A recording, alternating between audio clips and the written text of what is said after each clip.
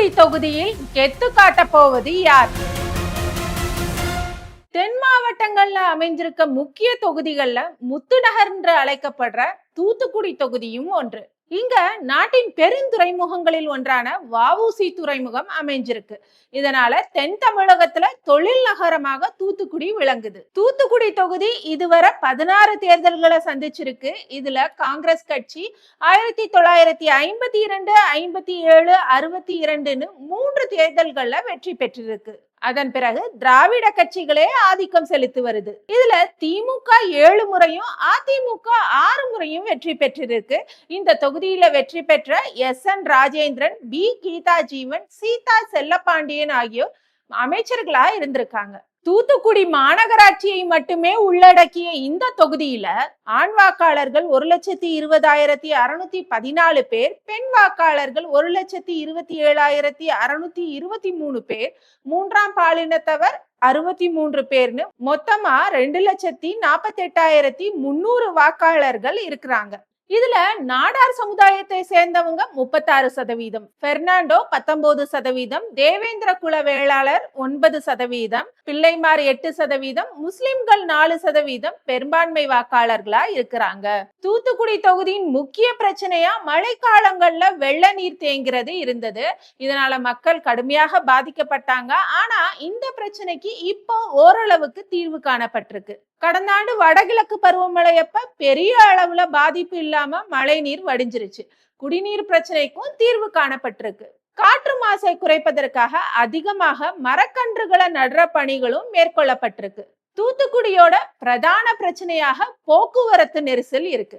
இந்த பிரச்சனைக்கு தீர்வு காண 1, 2 மற்றும் 4வது ரயில்கேட் பகுதிகளை மேம்பாலம் அமைக்கணும். விவிடி சந்திப்புல மேம்பாலம் அமைக்க வேண்டும். முக்கிய சந்திப்பு பகுதிகளில் உள்ள சிக்னல்களை அகற்றி ரவுண்டானக்கல் அமைக்கணும். மீன்பிடி துறைமுகத்தை நவீனமாக்கணும். திரேஸ்புரத்துல இருக்கிற தூண்டில் பாலத்தை முழுமையா அமைக்கணும். தூத்துக்குடியில அரசு சட்டக்கல்லூரி, கலை மற்றும் அறிவியல் கல்லூரி அமைக்க வேணும்.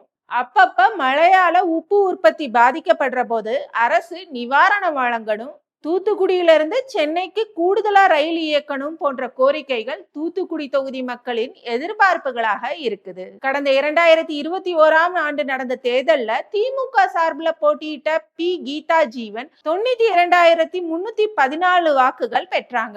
அவரை எதிர்த்து அதிமுக கூட்டணி சார்பில் போட்டியிட்ட தமாக வேட்பாளர் எஸ்.டி.ஆர். விஜயசீலன் 42,004 வாக்குகளை பெற்றார். கீதா ஜீவன் 50,310 வாக்குகள் வித்தியாசத்துல வெற்றி பெற்றாங்க. இந்த தேர்தல்ல திமுக கூட்டணி சார்பில் மீண்டும் பி. கீதா ஜீவனை போட்டியிடுறாங்க. இவர் இந்த தொகுதியில 5வது முறையாக களம் காண்றாரு. ஏற்கனவே 3 முறை வெற்றியும் 1 முறை வெற்றி வாய்ப்பை இழக்கவும் செஞ்சிருக்காங்க. 2016 மற்றும் 2021 தேர்தல்கள்ல தொடர்ச்சியாக கீதா ஜீவன் வெற்றி பெற்றாங்க. இப்ப ஹேட்ரிக் வெற்றி வாய்ப்புக்காக தீவிரமா களப்பணியாற்றி வராங்க. அவருக்கு எதிராக அதிருப்தி அலை எதுவும் பெருசா இல்ல. கூட்டணியும் அவருக்கு மிகப்பெரிய பலமாவே இருக்கு. கீதா ஜீவனை எதிர்த்து அதிமுக வேட்பாளர் சீதா செல்லப்பாண்டியன் போட்டியிடுறாரு. இவர் கடந்த 2011 தேர்தல்ல இந்த தொகுதியில வெற்றி பெற்று அமைச்சராக பணியாற்றி இருக்கிறார். 2016 தேர்தல்ல வெற்றி வாய்ப்பை இழந்தாரு. கடந்த 2021 தேர்தல்ல கூட்டணி கட்சியான தமாகவுக்கு இந்த தொகுதி ஒதுக்கப்பட்டது.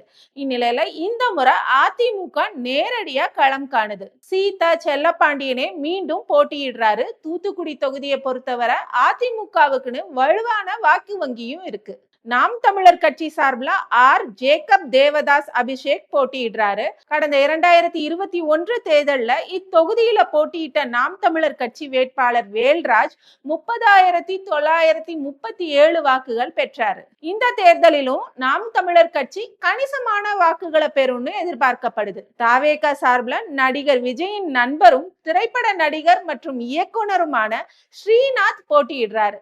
இவரு அதிமுக முன்னாள் அமைச்சர் ஜி.ஆர். எட்மண்டின் சகோதரி மகன். அது மட்டும் இல்ல, இவர் நடிகர் சந்திரபாபுவின் நெருங்கிய உறவினரும் கூட. சிறுபான்மையினர் வாக்குகள், குறிப்பாக கடற்கரை கிராம வாக்குகள் மற்றும் திமுக அதிமுக மீதான அதிருப்தி வாக்குகள் தாவேகா வேட்பாளருக்கு கை கொடுக்கும்னு எதிர்பார்க்கப்படுது. இதனால தூத்துக்குடி தொகுதியில 4 முனை போட்டி நிலவுது.